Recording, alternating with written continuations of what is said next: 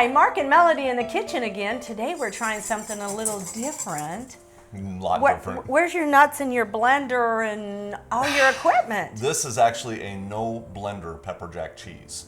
And the reason I created it was because we always have these blender cheeses. Yes. You've got blender cheeses, I've Yes. got blender cheeses. A lot of people don't have those high-powered blenders. They don't. And they're great. So, They taste great, but not, like you said, everybody can afford that blender. yeah, and I want to create a hard cheese that is not Sliceable? right. Shreddable? And it's very difficult to do without the blender. And it tastes good? So this is ready to go, though.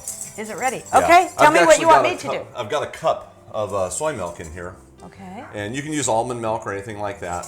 All right. And then I'm hitting it with some agar powder.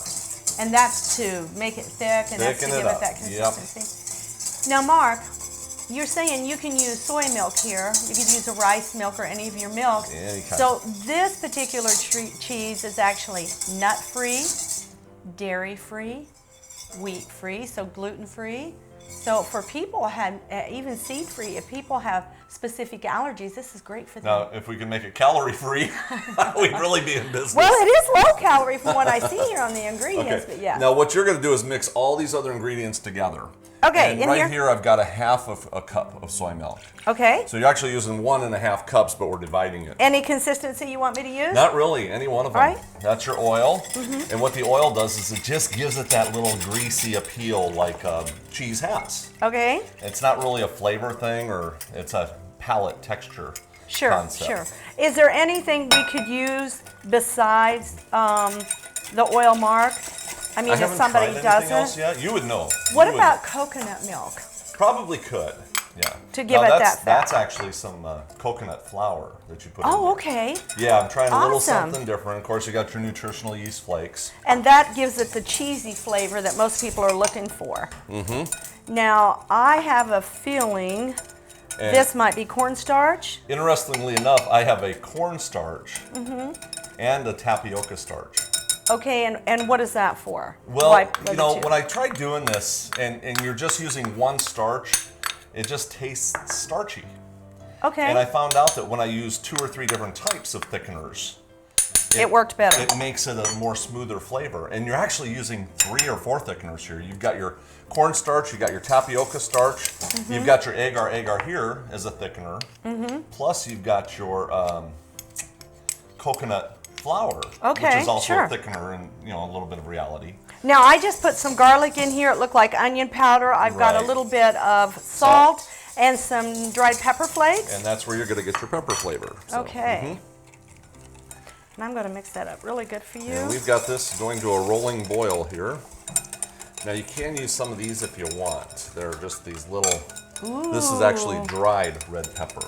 Oh, yeah. Is this like a serrano? What kind of pepper is this Just here? red pepper. Just red pepper? Yeah, just Okay. whole red peppers, you know. You can get green, different colors. Beautiful. And it's actually kind of sticky. You can just, you know, so I'm going to just put a little bit in there. Just, it gives a little bit of flavor, but mostly for that look of those little Okay. pepper flakes in there. Yum.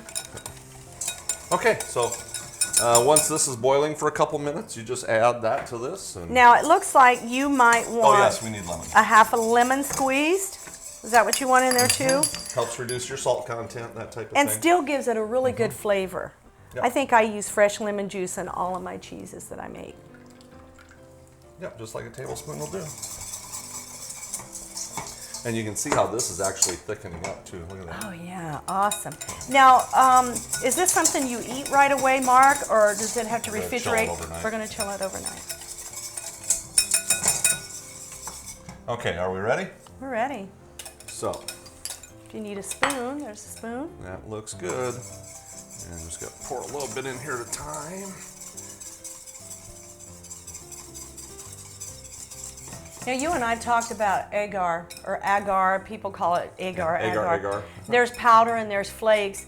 We like to use the powder most of the time. I like the consistency of it, and you actually use less. You have to use more when you use the flakes. And the least expensive place to get agar is normally at your Asian stores. Because it can be quite expensive, but you use such small amounts, so really it's cheaper than buying the cheeses. Yeah, it is. And I think we'll have to get my big container out here one of these days and it's like $50 for a container. I know, but it goes a long way, doesn't it? It does. I mean, this was only 1.5 tablespoons. Sure. So, in fact, I think it was 1.5 teaspoons. You know, I can smell a cheesy like and a spice. 2.5. I did 2.5 teaspoons. 2.5 I better get it right. So less than a tablespoon. Look at this already. I can already see it. Can you see where it's starting to get that Yes, I can. type of cheesy appeal to it? And you're just heating it and keeping it on a little bit to get those starches to. Look at that. You can see it all stranding together too. Isn't that cool? How does this melt? Have you tried this to It's melt not it bad. after? It's not bad? it's pretty much just for a thickener. Melting, you really gotta get it back to a hot state. Okay. For grilled cheeses and stuff, it just hasn't. Okay, so this is a good cheese to use cold. eat Hard cold. cheese, yeah, Hard just cheese. the hard cheese. Look at Oh that. wow, wow, that is nice. But yeah, I just wanted to have something that was easier, and this is going to go right in this plastic container here. Just wanted to have something easier than going in this blender all the time. Because, you know, I do believe my blender is attached to my hips. I know, it seems to be that way with all I of know, this. I go everywhere. My blender is in my car. It stays in my car. Okay, so just like that, we're going to let this go in the fridge after it cools down. Then I'll put the lid on it, but I don't want to Okay. put the lid on right away or you're going to get condensation and the water is just going to turn into a mess. Now, Mark, something I noticed that you use in here, you use in a plastic container. A lot of times I use the small bread pans that I cook my breads in. What is your purpose for using a plastic? Pop it right out of Pop there. it right out. So we'll put this in the fridge and show you the finished product. Okay. This has been in the fridge overnight. Okay. That's good because I'd be like, you've changed your shirt. Yeah, I guess I have. See, Mark always wears the chef jacket, and for some Yeah. reason, I just like to wear my regular Yeah. clothes. And you know, you might see us wearing different clothes between one segment and the other because this was in the fridge overnight. You know, a lot of these cooking shows we do, I mean, it's not just a 3-minute doom boom done. I mean, we have to wait overnight and Don't you wish? so Don't you yeah, wish it yeah. was 3 minutes? Yeah, it's a lot more complicated than people think. But here's our pepper jack cheese.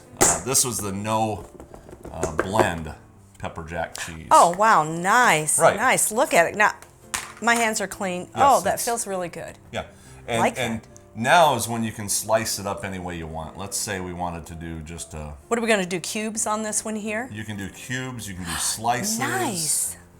You know, if you did slices, you could just do little pieces like this, you one could- slice at a time. Could you have done something a little smaller and it would have been thicker too, Mark? So it doesn't matter. You judge the container. Right. And like for cubes, if you wanted to have the exact same cube, let's go with that size right there, and then just boom, boom. So there's a lot of different ways you can cut it, of course. And when it's all mixed together like that, you really don't notice the edges and the little thing like that. And this this was nut free. So for somebody who has allergies and they're gluten free, nut free, seed free, this one would apply. Nice, And it's nice. fabulous. Oh, how pretty. Yeah, absolutely fabulous. Nice cracker you have there. So, right. You know, Whatever you want to create. when you have company coming over and you want something quick to serve, this is something you can make ahead of time. Look how nice that is. I've got to taste it. Now you're going to find this coming out very smooth on the flavor originally, and you're not even going to notice the heat. And then all So of a it's sudden, going to hit me afterwards. ooh, but it's not too much. Oh my. I like that. You And know, that's all the heat you're going to get. I like this. This is a really good recipe. So I could double and triple this. And if I had 15, 20 guests over, I don't even know that they'd realize that was vegan. No. I honestly don't. And I have a sensitive palate. Yeah, just simple and easy. Really good, Mark. And without a blender. Really That's pretty. the neat part. Yeah, I know. yeah. And so you don't need any appliances, just simple ingredients. Bam, you're done. That easy. All right, we've got a lot more coming, and but we'll see you next time in the kitchen.